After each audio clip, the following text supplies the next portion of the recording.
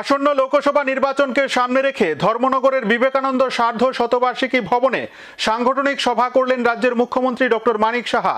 উপস্থিত ছিলেন ধর্মনগরের বিধায়ক বিশ্ববন্ধু সেন, মন্ত্রী টিঙ্কু রায়, শান্তনা চাকমা, সুধাংশু দাস সহ এক ঝাঁক বিজেপি নেতৃত্ব।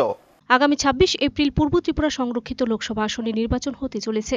এই নির্বাচনকে সামনে রেখে রবিবার ধর্মনগরে বিবেকানন্দ সার্ধ শতবার্ষিকী ভবনে উত্তর এবং ঊনকোটি দুই জেলা বিজেপি দলের প্রতিনিধিদের নিয়ে সাংগঠনিক সভা অনুষ্ঠিত হয়।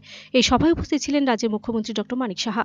উপস্থিত ছিলেন ধর্মনগরের বিধায়ক তথা রাজ্য বিধানসভার অধ্যক্ষ বিশ্ববন্ধু সেন, যুব কল্যাণ দপ্তরের মন্ত্রী টিঙ্কু রায়, উপজাতি সমাজ কল্যাণ দপ্তরের মন্ত্রী শান্তনা চাকমা, রাজ্যের মৎস্যমন্ত্রী সুধাংশু দাস, উত্তর জেলা পরিষদের সভাধিপতি ভবতোষ দাস, বিধায়ক বিনয় ভূষণ দাস, বিধায়ক ভগবান দাস, ওবিসি মোর্চার চেয়ারম্যান মলিনা দেবনাথ সহ জেলার ও মণ্ডলের বিভিন্ন স্তরের কার্যকর্তারা। সাংগঠনিক বৈঠকে মুখ্যমন্ত্রী ডক্টর মানিক সাহা বলেন, ইতিমধ্যে পশ্চিম জেলা সাংগঠনিক সভা সম্পূর্ণ হয়ে গেছে। আজ উত্তর এবং ঊনকোটি জেলাকে নিয়ে ধর্মনগরে এই সাংগঠনিক সভা অনুষ্ঠিত হয়। আগামী ২৬ এপ্রিল এই কেন্দ্রের নির্বাচনকে সামনে রেখে পার্টি কর্মীদের রণকৌশল তৈরি করা এই সাংগঠনিক সভার মূল উদ্দেশ্য। এদিন আগরতলা শিলচরগামী রেলে করে মুখ্যমন্ত্রী ধর্মনগরে আসেন এবং সাংগঠনিক সভা সম্পূর্ণ করে পুনরায় আগরতলা ফিরে যান।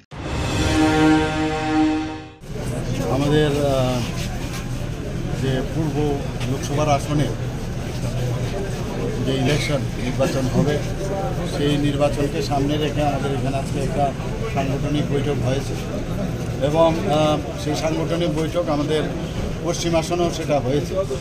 তো আমাদের এখান থেকে যিনি দাঁড়িয়েছেন আপনারা সবাই জানেন যে ভারতীয় জনতা পার্টির মনোনীত প্রার্থী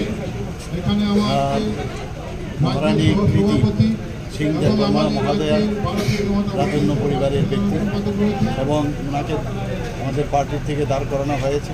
ওনার সমর্থনে আজকে পুরো আমাদের যে কার্যকর্তারা আছে ওনাদেরকে নিয়ে আমরা বসেছি। Video report search India.